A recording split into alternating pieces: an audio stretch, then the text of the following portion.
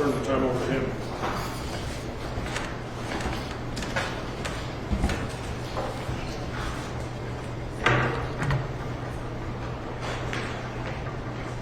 Good afternoon, and thanks for coming out today. This isn't something that we would usually hold a press conference on this case because of the integrity of the case, but due to the fact that the press conference was held earlier today, we feel that we need to answer some of the questions that were brought up and accusations that were brought up in that. I want to start with reading the original press release that we gave out yesterday.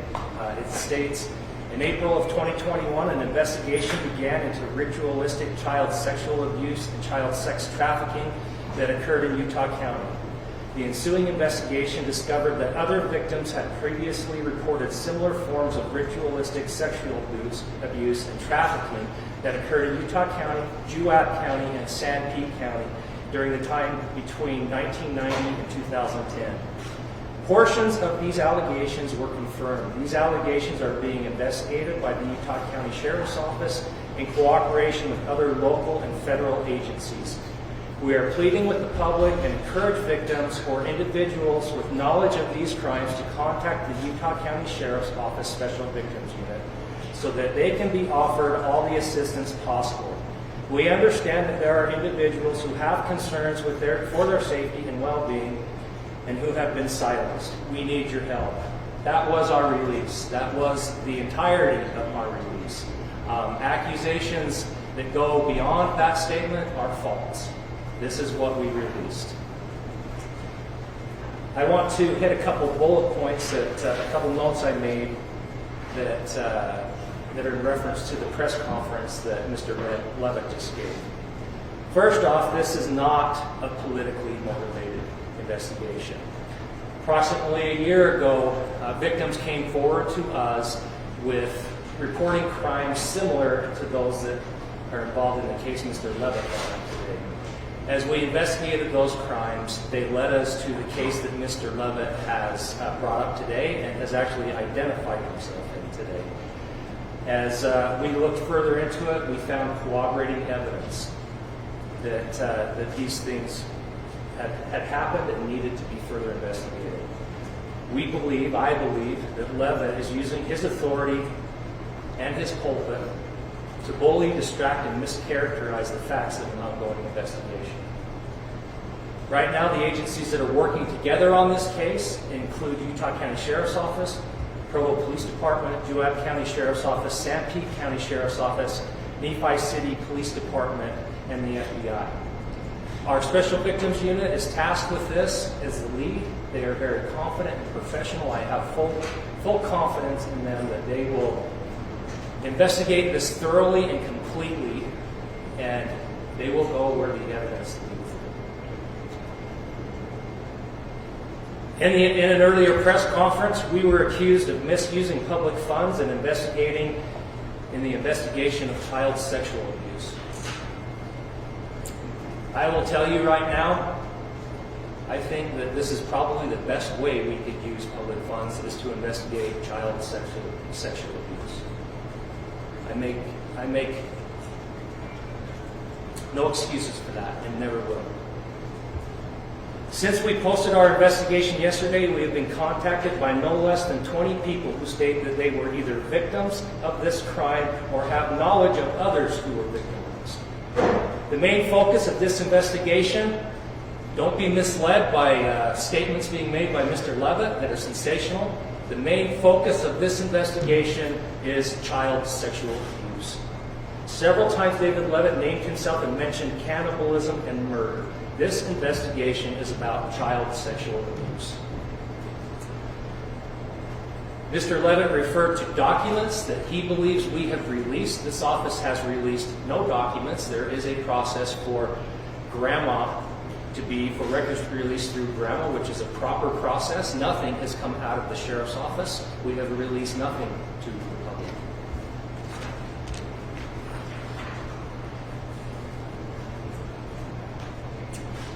I take exception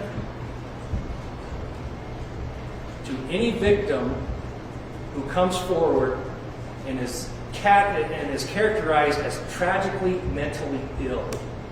How dare you? These are victims of crime who have mustered the courage to come forward, and this is what we call them, as mentally ill, are victims of crime. How dare you?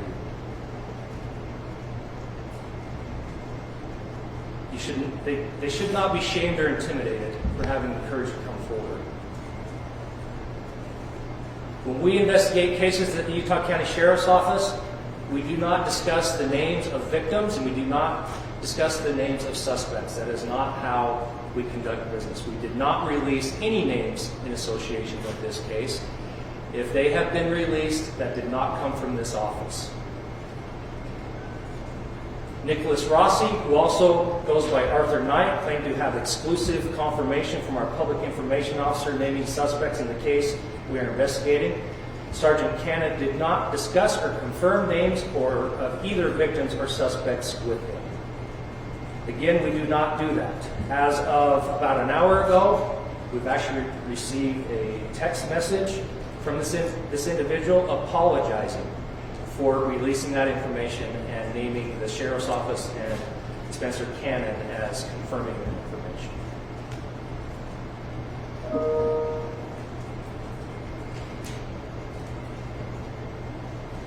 So, with that said, for what it's worth, neither I will not be resigning, and Spencer Cannon will not be disciplined for doing his job.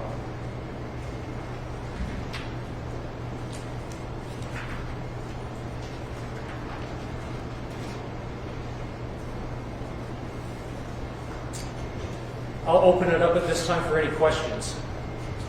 Based on your current investigation, do you believe these claims were properly investigated at the time? From what we can see, we believe that portions of it were properly investigated, but we do not believe the entirety of it was thoroughly investigated. When you said today you're investigating child abuse, are you still including that word, ritualistic? Yes. In that? Yes. Sheriff Smith, is this bigger than the one case involving the therapist that Levitt was talking about? Yes, it is. How so? Can you elaborate any further? Your press release was made. There are multiple victims involved in this case, and there are multiple victims corroborating information between their accounts. Is David Levitt, yes or no, a subject of your investigation? As I stated, we don't talk about who's in the investigation. Can you describe the FBI's involvement? When did they get involved? We formed this task force, and we presented the case to them, and they've been involved now for a couple of weeks in the investigation.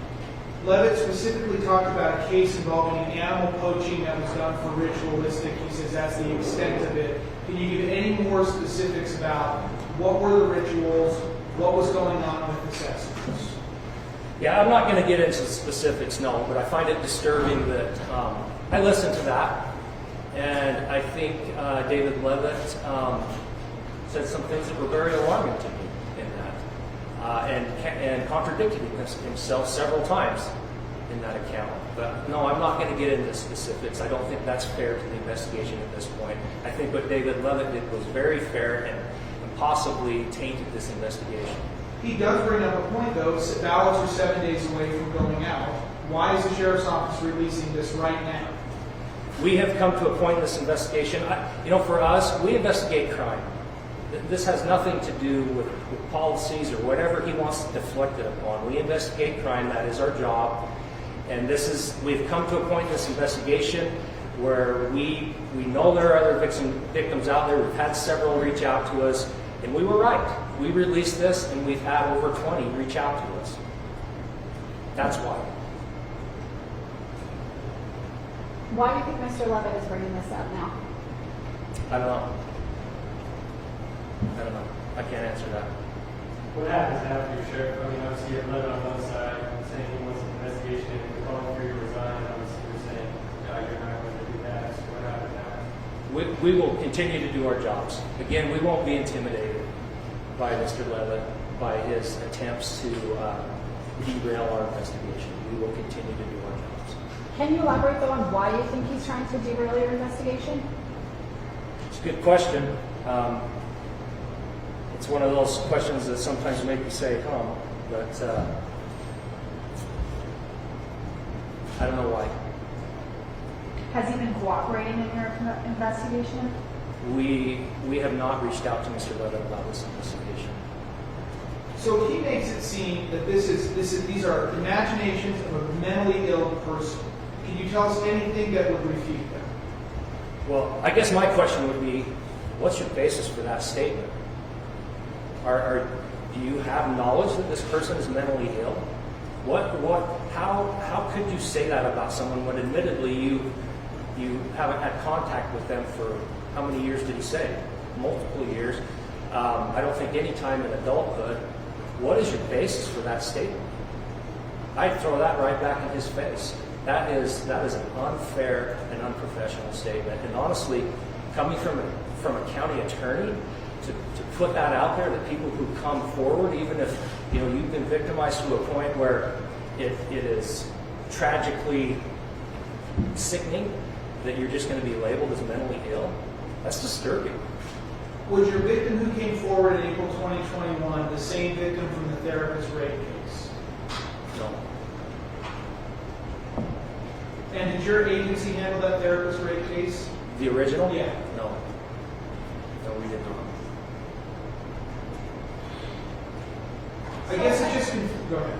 Well, he said that these claims were so outlandish that they were not seriously investigated by the County Sex Crimes Task Force.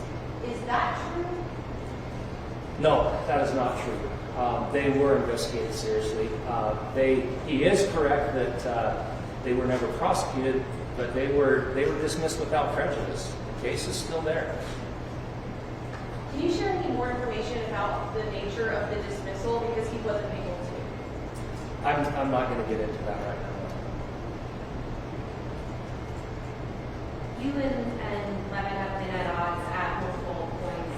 Why shouldn't voters just chalk this up to politics? They can choose to. That is not our purpose here. This is not a political. We have been working on this. This is something that we take very, very seriously. This is something that this is some of the most egregious crimes that happen in our community is when our children are victimized to this level. And we will look into this. You can label it and deflect and say whatever you want. We will continue to investigate this. Mr. Levitt said that the case against the therapist was expunged. Is that your understanding of the status of that case? Because you just said it's still there, this is without prejudice. Yeah, the case was dismissed without prejudice. But it was not expunged? I don't know if they've expunged it out of the court records or not. If it's expunged, does that hamper your investigation in any way? I don't believe so. We have new victims coming forward. And you said what Levitt said in his presser was disturbing. And you said cost contained the investigation. How do you maintain the investigation? Well, he said a lot of things in that investigation. He released a lot of information. He did. That we never would have released. Do you think he should resign? Do you want you to resign? No, I'm not going to play that game with him. I'm going to do my job, the job that people elected me to do, and I'm not going to stoop to kindergarten games with him. Can you give us any? He had mentioned that this guy was in the church and that he'd been excommunicated when they found out about the poaching allegations. Can you give us any idea? You're obviously alleging there is some sort of a sex abuse ring that went on for 30 years in 3 counties. Can you give us anything about the structure of that ring? People are confused. The Facebook comments, people say the sounds made up. Can you give us anything about the structure of this group? Unfortunately, I can't at this time. This is an active investigation, and we're not going to release that information. Is there a group that was involved? That's a fair statement. Does it involve high-profile Utah County officials? I'm not going to comment on any names at all. But just broadly, you can't say. I'm not going to say. So how does this work with him being the county attorney? You get to the point where you want to file charges. How do you go about that? We will seek help from the Attorney General's office as well as other county attorneys to conflict this case out.